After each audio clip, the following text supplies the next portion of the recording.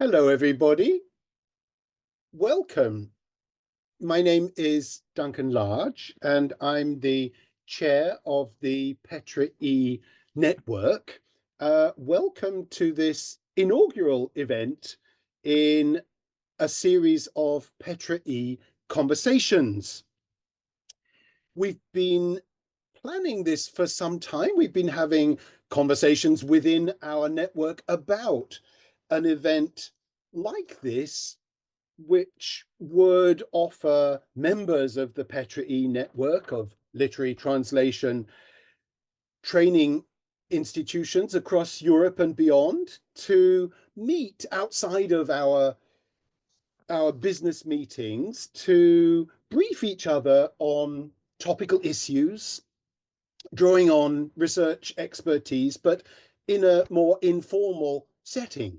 So my job then this evening is to cut the tape on our inaugural event. This won't be a research presentation as such, but instead we have two network members who are at the same time, as it happens, leading researchers in the burgeoning field of machine translation, AI, and literary translation. So our title this evening is AI and Literary Translation.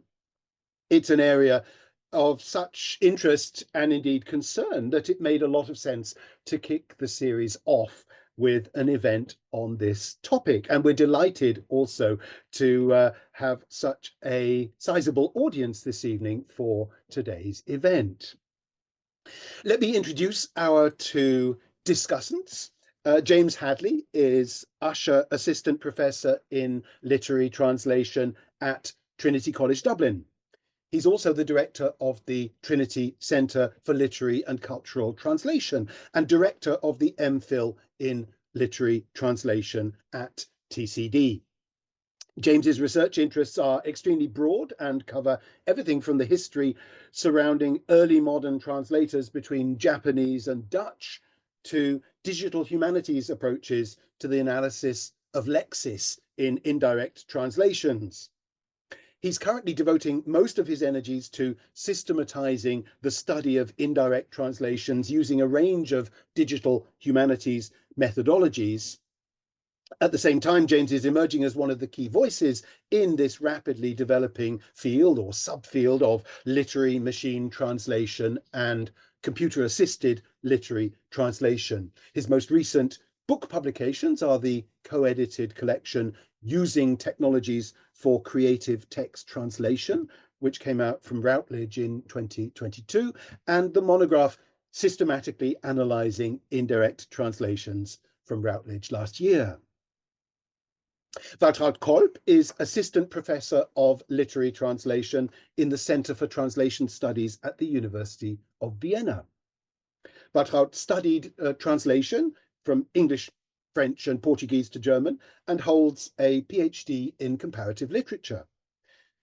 One recent focus of her research is on digital tools and machine translation in the literary field, and literary translation and post-editing processes. And we're going to be hearing more, I think, this evening about those aspects of her research. Waltraud is also a professional translator and a member of the executive board of the Austrian Association of Literary Translators.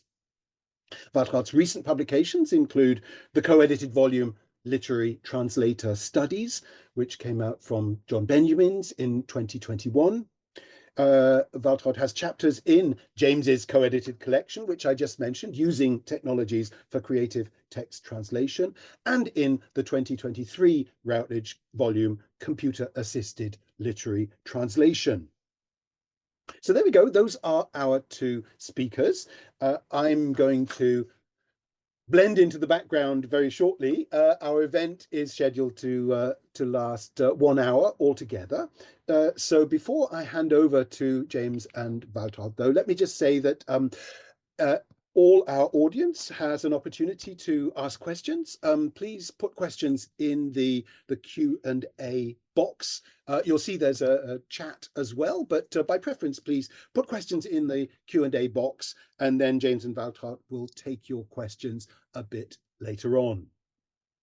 there we go. I think it's over to James and Waltraud. Thank you. Thank you, everyone. Thank you both. Thank you, Duncan. Yes, so this is a conversation. So effectively, Waltraud and I are going to interview one another. So that's going to be how it's going to, how we're planning it anyway, and we'll see how it turns out. So Waltraud, one of the funny things that I think about when I was planning for this event is that although we kind of work in very, very similar topic areas, and although we're both part of PETRA-E, and although we co-publish in kind of very similar arenas, we actually haven't had very many opportunities to sit down and talk about the subject as a kind of human being instead of in a formal setting. So I wanted to ask you, given that this subject is very live and very involved just now, and there's all sorts of media coverage and all sorts of opinions flying around there, what is it that you are most interested in inside this subject area just now? What is your research focus?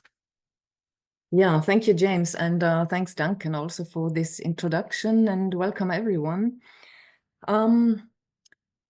Yeah, Duncan, you said the field is burgeoning. I feel it's doing more than that already. It's almost blooming, because when I think back, when I started looking into the use of machine translation in the literary domain, that was like 5 years ago, and I had the impression there wasn't very much out there in terms of research. And then there was the first lockdown, and after those few months in the spring of 2020, I felt that I had actually covered most of the relevant research, relevant for me, for my interests, that there was. And that has completely changed. Now there is so much research coming out all the time that it's really hard to keep track anymore.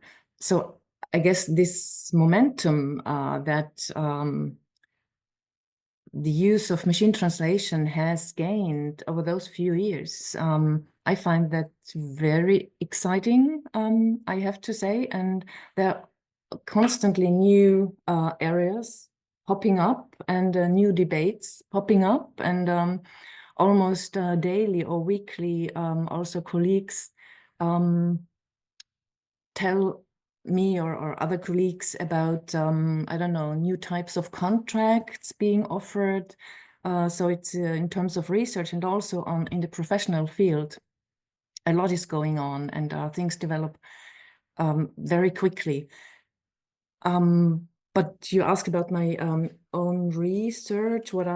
As Duncan said, I am interested in post-editing mostly. I'm mostly interested in what happens when we post-edit MT drafts, and how that is different from what we do when we translate from scratch. So what happens in our minds? How do we come up with decisions? What is automatic routine behavior? What are motivated choices? And here I think my studies show that post-editing is quite different from translation. But what I have also found, and this is something that I'm quite excited about at the moment, is that I have seen the limits that I have as a translation scholar. So there are just many things that I can't do on my own because I'm not a computer linguist, and there are so many metrics out there that you can use to, analyze post-edited text, for example. And yeah, there are limits to what I can do. And just right now, I'm planning to cooperate with 2 computer linguists in Vienna to look into some of those aspects. For example, we plan to see how we can measure and explain how post-edited versions are different on a syntactic level from human translations, which is something that I find very hard to actually pin down, even though, you know, you read post-edited versions and you have some, you observe certain things, but I'm very excited to be able, hopefully, to be able to find a way with the two colleagues to look into that in more detail and in more concrete terms, numbers, calculations, metrics. It's funny, isn't it, that numbers are so often in the field of translation studies, things that divide people. Like it's often people get into humanities in general because they don't want to have anything to do with numbers. And then kind of inevitably with this subject area, we drift more and more towards, well, we need kind of empirical evidence, and that kind of tends to lead towards us needing numbers. But that sounds really, really interesting. I did some work recently on in the context of indirect translations. It's a similar kind of debate where we kind of have a sense that indirect translations are different from direct translations, but we didn't really have anything to say, look, they use more verbs or something like that. And so it came down to exactly the same kind of issue. Like, can we actually start counting these things? And then we found that yes, we can count them, but then you have to do the counting like on a large scale. It doesn't make sense to do it once or to do it like a handful of times. If you want to describe the whole phenomenon, you have to then measure kind of a representative number of texts. But that sounds fascinating because people are talking all the time about post-editing. So one of the things that I wanted to ask you when it comes to post-editing is people have strong views about, like they're aware that it's different in some way, but also we're aware of all sorts of legal and ethical challenges associated with translators being asked to do post-editing instead of translation, and also non-translators, like monolingual post-editors being brought in, and all sorts of logistical issues that brings, but also ethical ones. So when you're studying this subject, does it naturally lead into those ethical and legal considerations, or is it possible to consider them kind of discrete from one another? I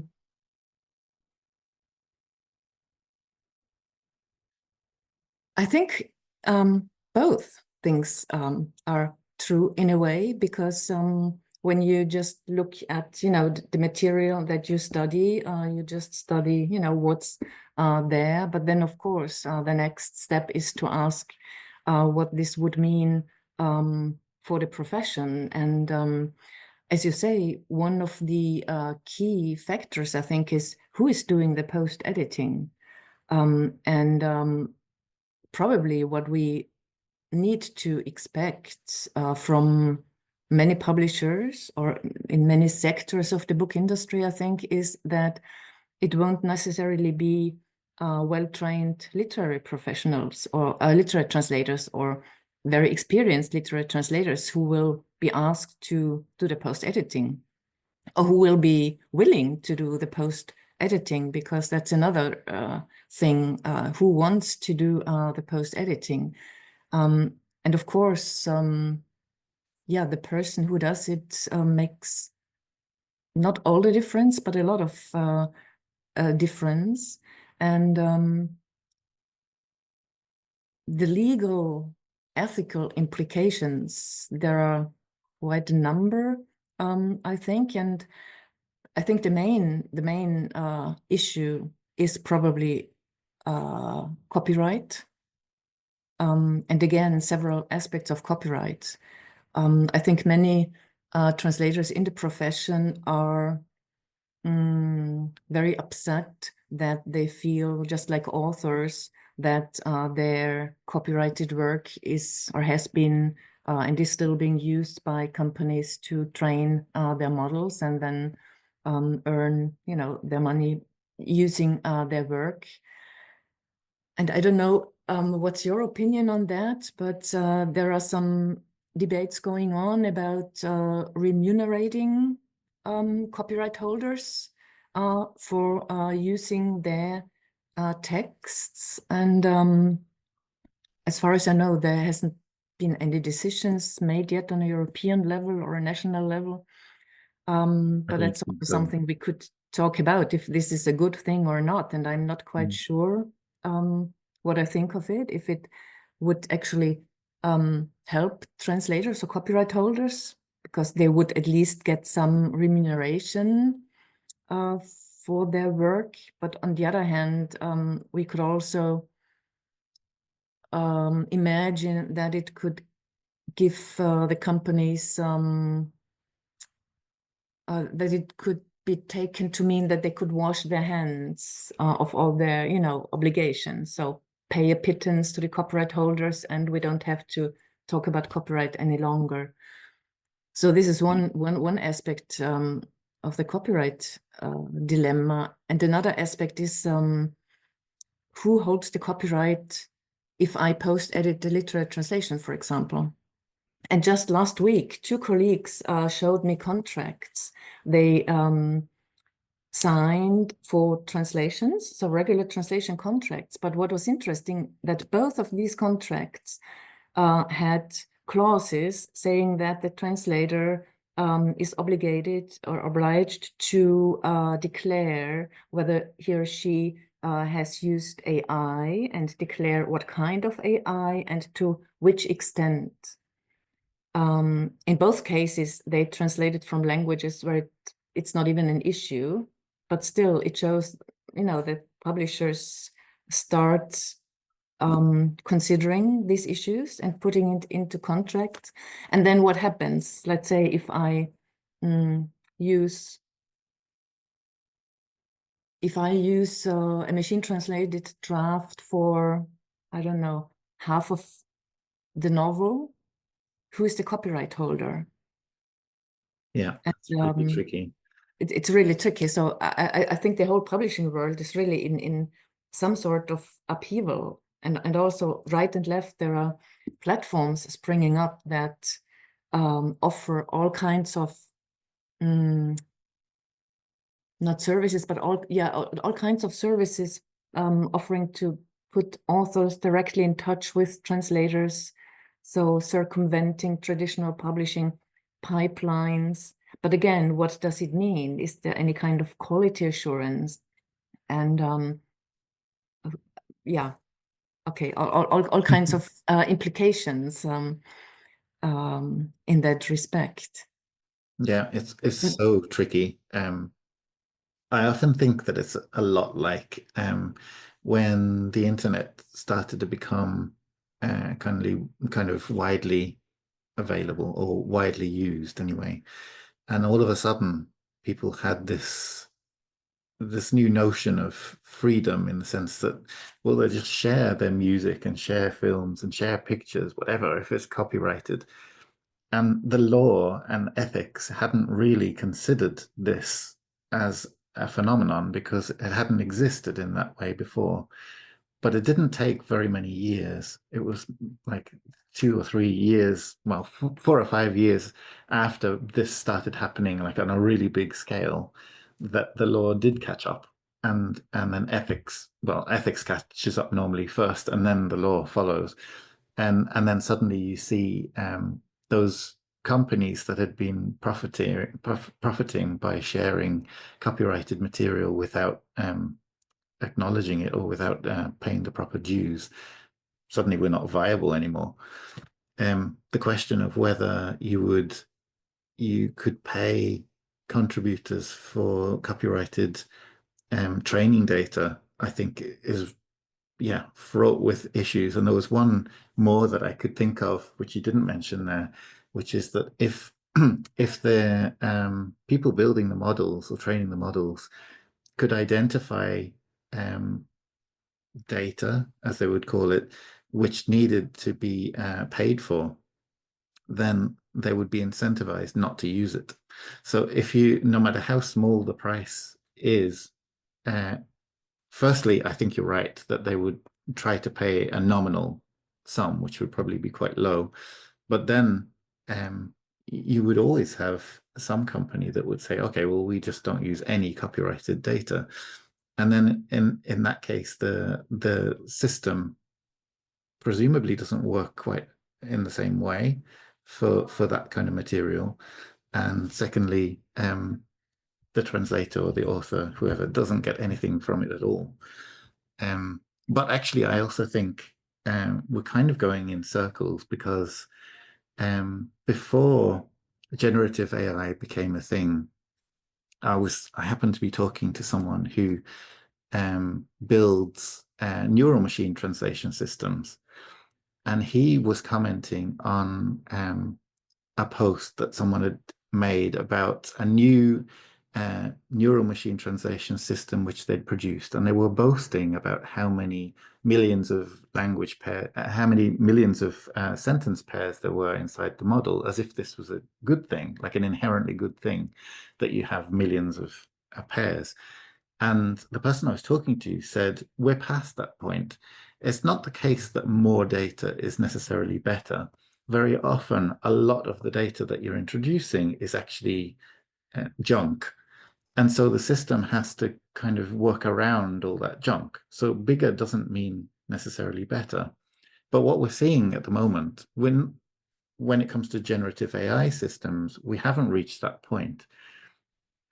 So like ChatGPT, for example, we don't really know what they've trained it on, but it's probably the whole internet or something close to the whole internet. But think about what that means for a second, and then you realize how much junk the system is wading through, how much stuff that just isn't representative of the language. It's kind of representative of typographical errors and one person's idiosyncratic use of the language. So actually, by removing copyrighted material, we would be impoverishing the whole thing to the extent that I wonder whether it would even be usable. That's not necessarily a reason to keep doing it, though. Yeah, that's an interesting thought. I've never thought about it like that. But let me ask you something, because you mentioned indirect translation, which is one of the things you are doing research on. Have you also studied indirect translation in terms of machine translation? How machine translation comes in, or indirect translation? It hasn't been a central focus of what I've done, but it's amazing how I have a PhD candidate who she's doing a meta-analysis of the whole subfield of indirect translation, and she's interviewed people who are involved in the subject from all sorts of different angles. And one of the things that she's noticed is that the people in literary translation and human translation in general tend to view indirect translation with a huge amount of skepticism. And then the people who are actually studying indirect translation tend to take a really apologetic stance because of that. So they say, oh, I'm doing indirect translation. I know it's not direct translation, but it is interesting, something like this. Whereas the people in computing, because indirect translation is the way that we translate if you're using a machine translation system and you're translating, for example, between German and Indonesian, it's almost certainly going indirectly. It's almost certainly going through English because there's not so much parallel data that the system can actually go directly. And this has been the case ever since we've had machine translation systems that were functional over more than a couple of language pairs. So in machine translation circles, indirect translation doesn't have that negative view. It's just people who are working on it say, oh yeah, this is a function, this is how we do it. So I think it's very, very interesting that we in translation studies and the people in machine translation work on ostensibly basically the same things. but our attitudes to the phenomena that we witness can be completely different.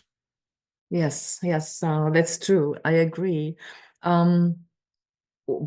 But what I think is quite positive is that I think that over the past few years, there has been more exchange between the two fields. And like if you go to conferences, computer linguistics conferences, they now usually have a track for translation studies or translation practitioners.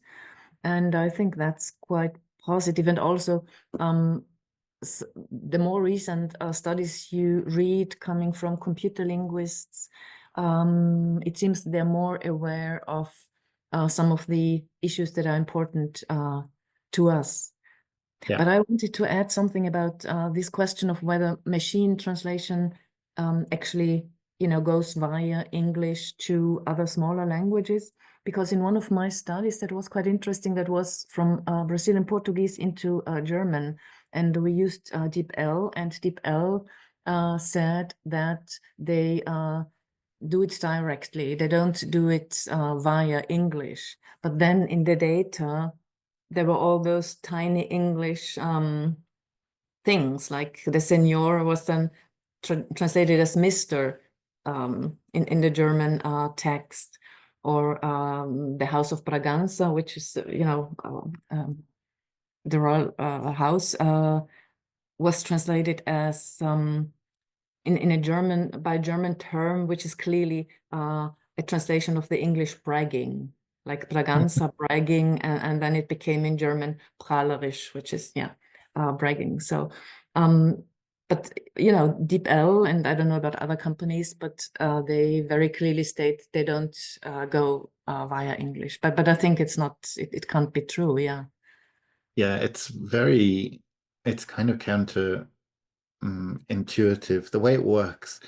It kind of defies a human brain following the process, because never mind what they say, we tend to think, oh, it's the same as if a human being were to translate it from the whole text from this language into the other language, and from that language into the third language.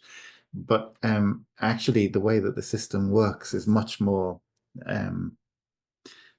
granular than that. So it could be that it actually does work directly in some cases, and then in other cases it doesn't have a reasonable language, like a pair, or it has a more reasonable pair indirectly, so it goes indirectly. So even within a text you can find all sorts of weird quirks like that. But actually, if they're saying we don't do it indirectly and then they do, that's a problem. Yeah, well, yeah. Maybe it's the way, yeah. Maybe they do it in general, but then in some, I don't know. Yeah. Yeah. So how do you see, obviously, we've already said that this is a very live subject and it's moving quickly. And post-editing is one thing that's really central to the whole development for translation. So how do you see it developing in the future, especially your research? Well, I intend to stay with researching post-editing, because I think there is a lot more to look into. For example, one thing I would like to do is use eye trackers to look into the reading process in more detail, because I think it's fair to expect that reading for translation is different from reading for human translation. And again, it would be nice to be able to see that, with data, for example, from an eye tracker. And we just got one at our institution a few years ago. And we could go even further and look at, I don't know, things like neuroimaging, and see if the same areas in our brains get illuminated when we translate or when we post edit. So I would very much like to look into that in more detail. Yeah, that's all fascinating stuff. One of the things that keeps occurring to me is we kind of, or there's a certain tendency maybe to assume that if you can translate, then you can post-edit. And it's a bit like how people often assume that if you speak 2 languages, then you can translate. But I would tend to think that post-editing is its own skill. And so what really interests me is how can, like, what actually goes into developing that skill on its own terms. So you could be a post editor and a translator, presumably, or you could be just a translator, or presumably you could be only a post editor. But I would say that they're probably different. They're probably somewhat overlapping, but separate skills. What do you think about that idea? Yeah, interesting. I tend to disagree. I think I disagree. I think to be a good post editor, you need first to be a very good translator. And this is one of the things that I think are problematic as things develop, because I think there is a risk that especially young people, and if we talk about training in our PETRA-E institutions, if young people, new generations of literary translators don't have the opportunity to practice literary translation as an art or as a practice, how are they going to ever, be good translators / good post editors? This is a risk I see. I don't see them as separate activities, and I don't see post editing, if you take it seriously in a literary context, and not talk about light post editing of, I don't know, all kinds of text. If you take it seriously, I think it's not revision, it's not editing, it is some type of translation, but it's a different type of translation. But I think you would actually need to be a good translator to be a really good post editor. What you? I wouldn't disagree. I would actually love to know the answer. So maybe there's an experiment there. Yeah. So the reason I think that they're overlapping but different skills is because sometimes I see very established translators doing post editing, and what they do is basically rework the text so it's the same as it would be if they had translated it from nothing. So in effect, they're not really post editing. They're kind of translating anyway. Like they're going back to the source text, and then the intermediate step of producing the machine translation is effectively wasted work, because they could just translate the whole thing, and that's what they're doing.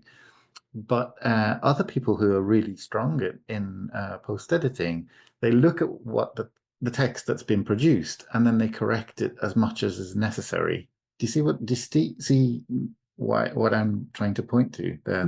Yes, I see what you're saying.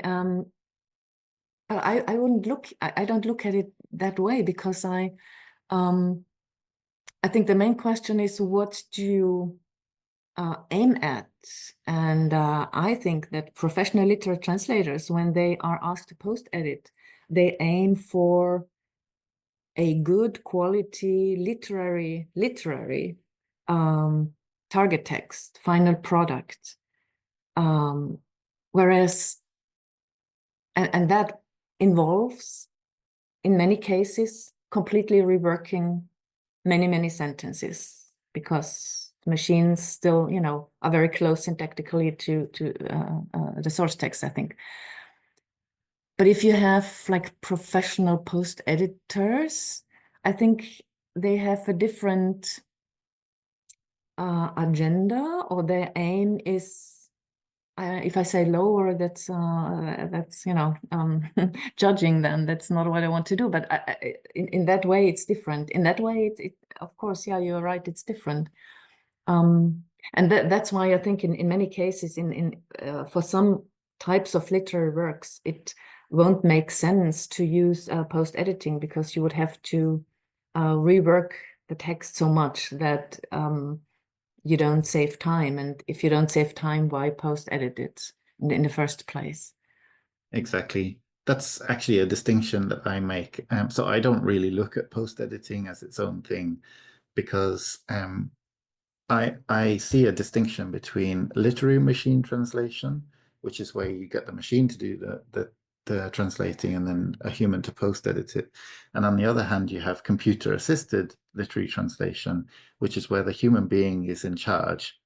And then they use the machine as much as it's useful for them, basically. And so I focus on the computer-assisted literary translation. I'm interested in how a human being, or whether a human being can use not only generative AI, but all sorts of different tools to assist them in producing the text that they want to produce. And people often assume that what I mean is to do it more quickly, but that's not really what I mean at all. It's, as you know, literary translation moves at a different pace from other kinds of translation, and speed is not necessarily of the essence. It's often quality, as you say.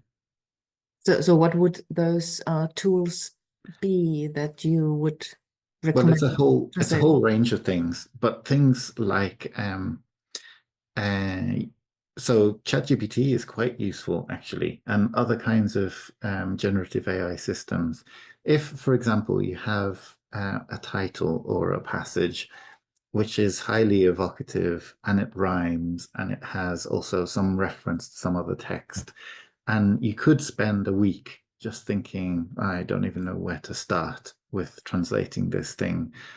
You can get the machine to give you, say, 50 examples of possible solutions for this kind of sentence in your target language. And often what I find is that you use none of them, actually. But the process of being presented with many, many, many different possible examples firstly means that you're not incentivized to take any of them. So you don't have this thing which we're often noticing, where if ChatGPT suggests something, you take it. You don't have that issue because you have so many different options to consider. But also the act of having multiple different suggestions thrown at you kind of jogs your own creative process and makes you think, actually, oh no, I like that solution, which has just occurred to me, kind of on an unconscious level. But then that's the production side of the text. There are many other different tools that you could use. But even before you get to the point of trying to produce your target text, you can analyze the source text. So you can ask, like, I know that my source language tends to be, let's say, noun heavy, but let me see, how representative is this text in terms of its use of nouns compared to other texts in this language? Like, does it actually use nouns to the same extent as I'm used to? Or its use of pronouns. So if I translate, I often translate from Japanese, which has quite an elaborate set of pronouns. And so I could start asking questions like, what is the balance of pronouns in this text? And then, do I need to worry about them? So if we're translating into English, we have a much simpler form of pronoun usage. And so if the source text isn't really making any particular statement with its use of pronouns, then maybe I don't need to either.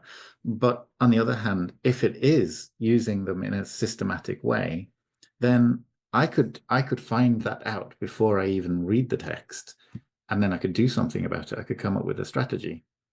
And what kind of tool would you use for that? Not ChatGPT, but Not some specialized software?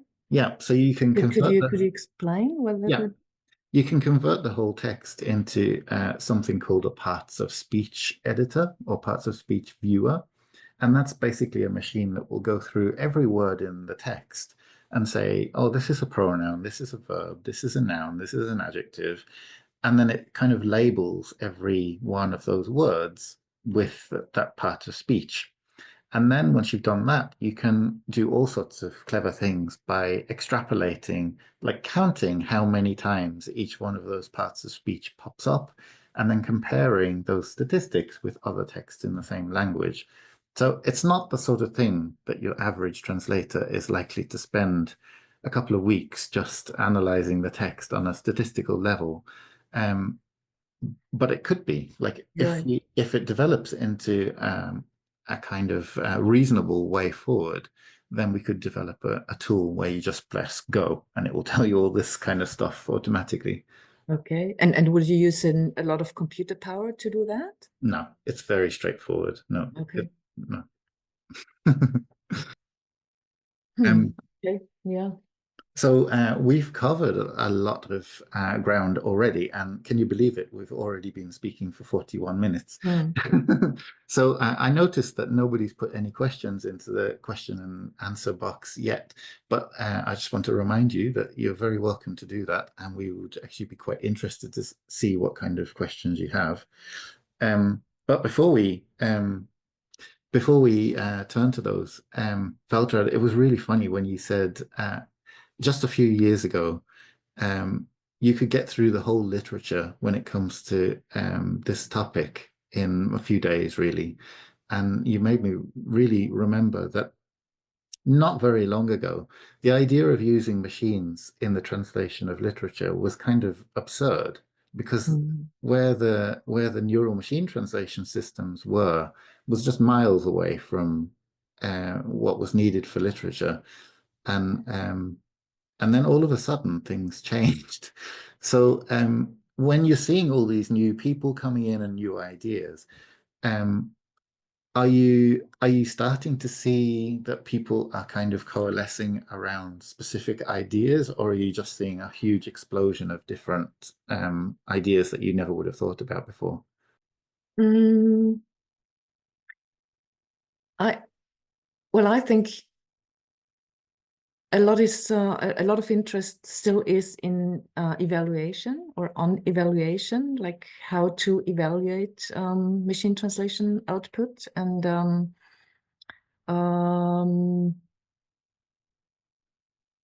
other than that, I think there is a whole lot of different topics out there. Like, I don't know, translation of metaphors has been looked into, and the translation of voice, and this and that. So also many topics that are of interest to us as translation scholars. So I think more and more translation scholars are also getting involved in this debate, not just computer linguists. And it's nice to see when the two fields work together, like Anna Guebarov and Tonio Toral. I think they are a great team, because they come from both worlds, that's very, very helpful and rewarding, I think. Yeah, it's happening more and more, as you say. I actually think that for machine translation, it came at just the right time, because the field never really got past the idea of quality, assessing quality. But they were very aware that things like the blur metric, which was kind of standard for a long time, it doesn't measure translation quality in general. It measures how effectively, how fluid, or how normal the target text is from a linguistic point of view. And the machine translation scholars were very aware that what they were doing was all boiling down to assessing quality, but actually they didn't really have an ideal way of assessing quality. And they were also aware, or increasingly aware, of the debate that translation studies had decades ago, pointing out that actually one human translator is not necessarily inherently superior to another human translator, but still machine translation as a discipline would hold the human translator up as this gold standard. And the system always wants to reach that standard. But who is this one human translator? They never really reached the point of saying, well, that is our goal. But just now, with this interaction between the two fields, we're able to share some of the things that we've learned over the period of time that translation studies has existed, and they're also able to bring really amazing skills to the debate as well. Yeah. I think I just read in the chat a message from Theodora that the Q&A does not work. Could you maybe check that, James? James is our Zoom master here. Let me check. But everyone is welcome to write in the chat box instead, in case I've done something wrong. That's fine. While people are posting questions, I wonder if I might just come back in at this point and ask you to say a bit more, James. Waltraud, you mentioned the training needs and the context of the PETRA-E network, and I wonder if I could ask you both to kind of reflect on the links between your research interests and your teaching, perhaps, and in general, where you see the need, do you see a need to update our curricula? And if so, in what ways? What is your experience within your institutions of providing perhaps new modules and new training for literary translation students? Is that something that you've been able to do much of so far? Is it something you're planning to do soon? Is it even possible to do much of that kind of training within the university context? Waltraud, in your introduction, you were saying how you're aware of just how different the technical the technical needs are, and how new a lot of this the technical demands are going to be for literary translators. I wonder if I could ask you to both reflect a bit, perhaps, on the context of teaching and training. Yeah. We just got a new curriculum, actually, starting this fall, a new master's curriculum, we reworked our old master's curriculum, and one of the objectives was to include more technology in the training of translators. We have 4 tracks in our master's, 2 interpreting tracks and 2 translator tracks, and one of them is literary and audiovisual translation. And we did add some, some courses or more courses on machine translation, and also on post-editing. But what I think is very difficult, that our MA curricula, you have just a certain number of hours or courses that you have to fit into this curriculum, and more technology comes in. And sometimes what you have to drop is the actual translation classes. So the amount of actual translator training, unfortunately, in our case at least, they have not gone up. They haven't been cut down, but I think students would need much more practical translator training, which I would see as even more important than the technology, because I think the technology is something that you can maybe more easily acquire by yourself, so on outside courses or whatever.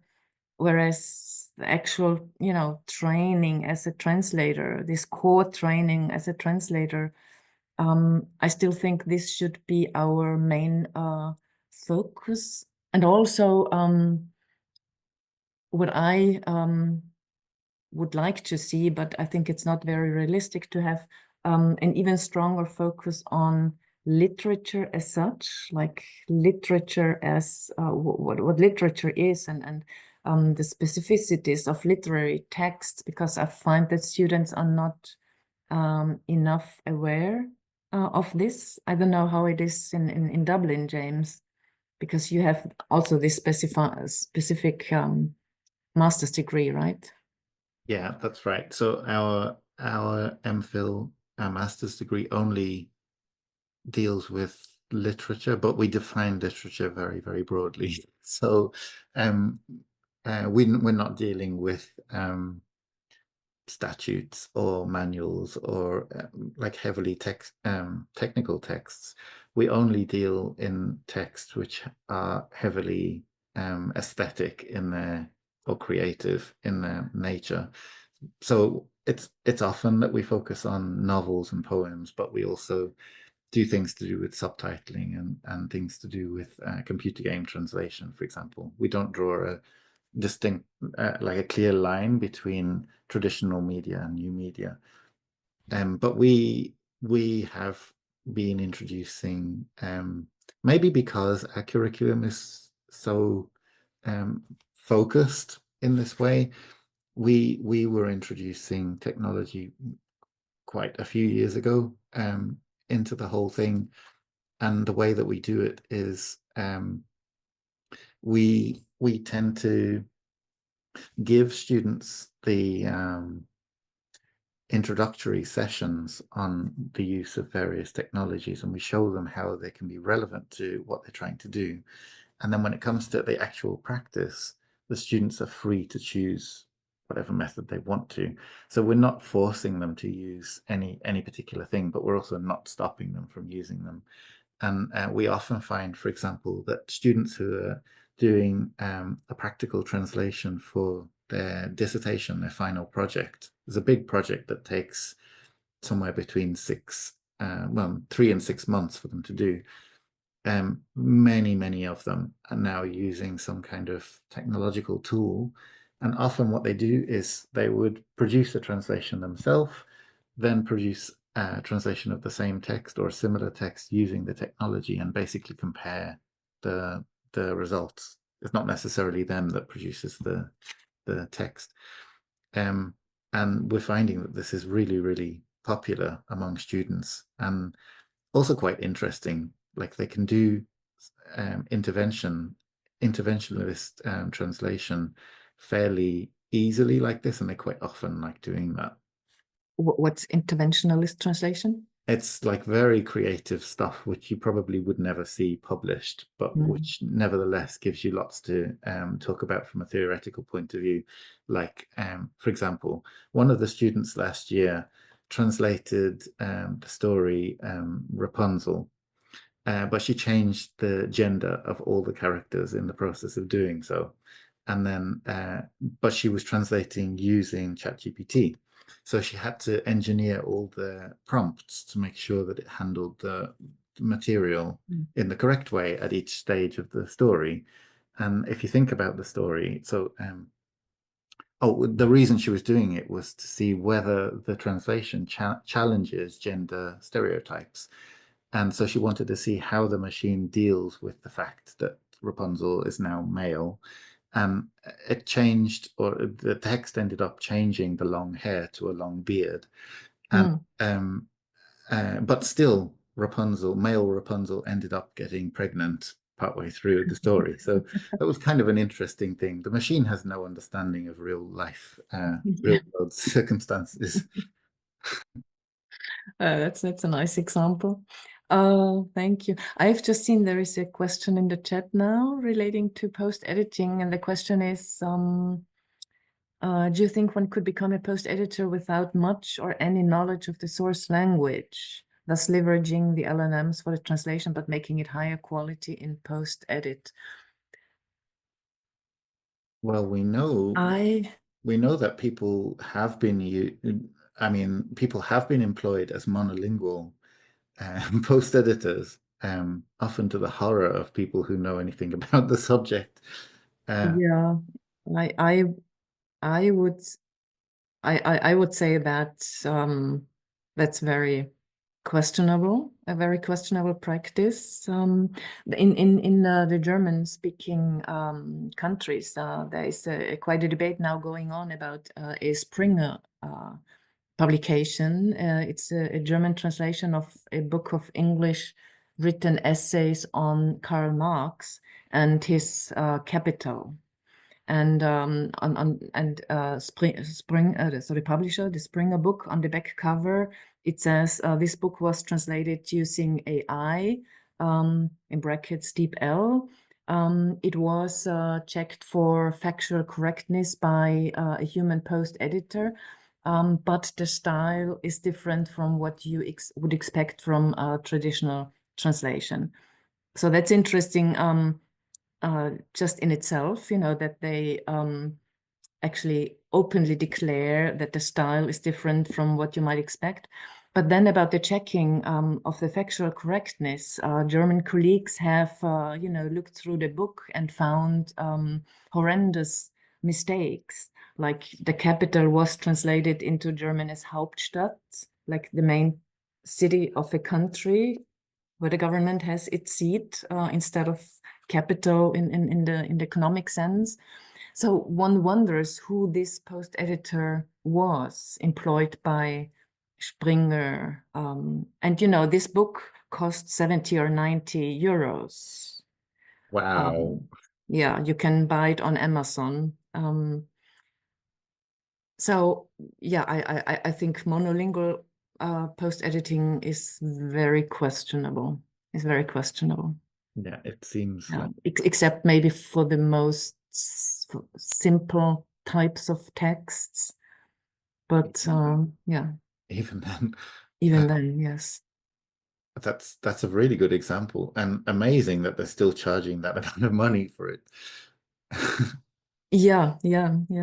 I see that there's another question here. So someone says, I agree that students would benefit from more translation and writing practice, and I wonder what could be some of the ways to persuade lecturers to learn and integrate tech into their own classes instead of hoping students learn about it somewhere else in an internship or in a helpful or one-off tech course, and then use it correctly in their careers. It's not it's not a terribly motivating example to set to students. I completely agree. I think it's well, on one hand, it's a very fast-moving field. So we could introduce students to tools which are obsolete within 2 years. That could happen. But on the other hand, I think, in my opinion, learning the skills which underpin the use of the technology is a much more useful and transferable thing than the ability to use any one given tool. So if I can quickly answer from my own perspective, and then I'll ask you, Waltraud.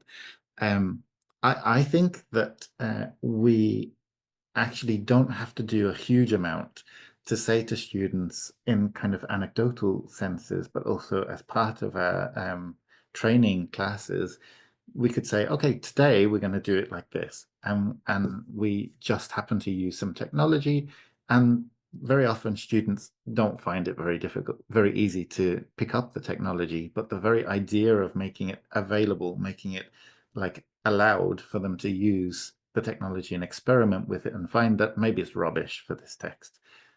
That action by itself is hugely informative for them. But I agree. If you leave it for them to find out for themselves, you kind of kick the problem down the road and make it more difficult for them.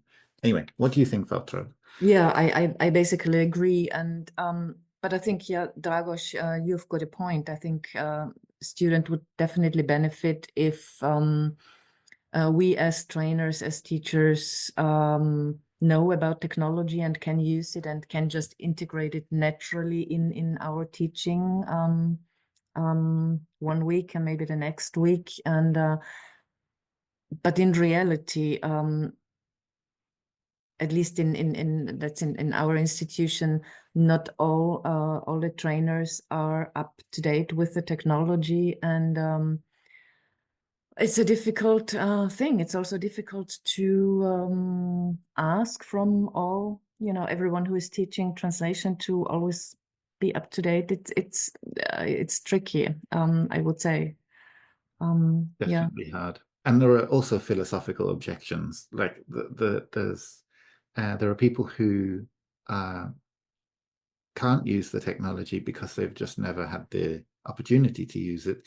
And then there are people who, for one reason or another, feel that using technology in this kind of context just isn't appropriate.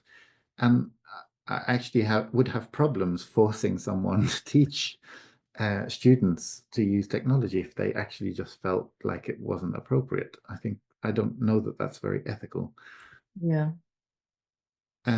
But with that said, we're just about on time. So, oh, there's one more question. Hang on. Could you give us more examples of how AI models could be useful to your everyday literary translator, the one that doesn't have a week to analyze a text or to move on to do sophisticated niche software or AI models? Or in the words of my dear colleague, how would we make AI our friend? Very nice question. I mean, depends how basic we can go. But if we have access to, let's say, ChatGPT, there are many other models out there, and many, I would say, are actually quite a lot more useful to literary translators than ChatGPT. But let's start there because it's the most famous one. I would say that one of the biggest issues that I see people, especially students, encountering when they try and use this technology for translating is firstly that they don't really know how to write a prompt. So there's such a thing as prompt engineering, which means that you create the prompt in such a way that you end up with the result you want. And so it's the difference between telling a person, just translate this, just translate it. So if you do that, you basically get back what the person interprets as translating. But if you say, okay, I need this to be translated for people aged between 8 and 10, and those people are going to be encountering this text as part of a class, which is going to be trying to introduce them to the idea that using drugs is not a good idea. Then suddenly the translator has an idea of the context and they have an idea of who the target audience is, so that they can mold the text that they produce around those expectations. So if you do the same thing with ChatGPT, you tell it who the audience is and you tell it what use they're going to put this text to, and then also give it examples. So you say, I want the sentences to be this long and no longer. For example, like this, you'll find that the end result will be much better.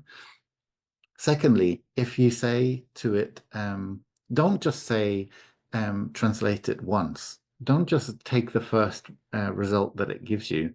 But if you say, I want you to translate it like this for this kind of reader, and I don't want you to give me one output, but give me 20 or 10 or something like that. Doing this allows you choice. It allows you to see probably none of the results that it will give you are the one that you actually want to use. But the point is that you are the one in charge. So you want the machine to help your mind to do what you want it to do better. So anyway, that's 2 top tips that I would give you if you're going to use ChatGPT. And I would suggest at least experimenting with it.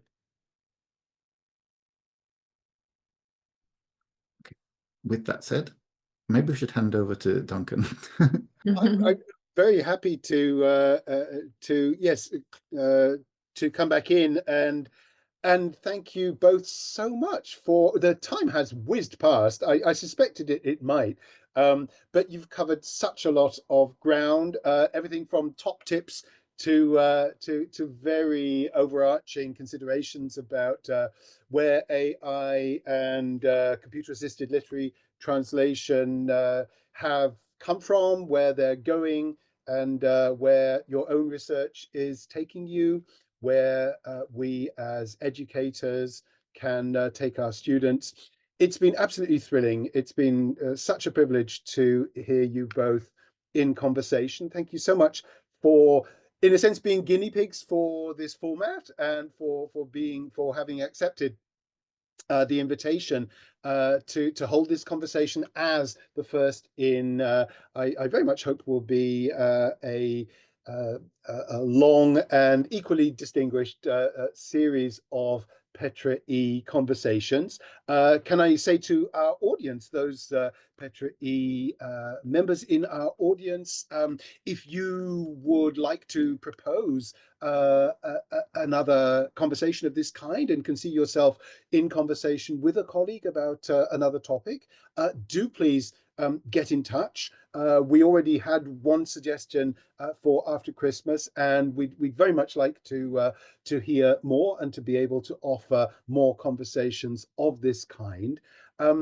But for the moment, thank you to all our audience, and for your questions.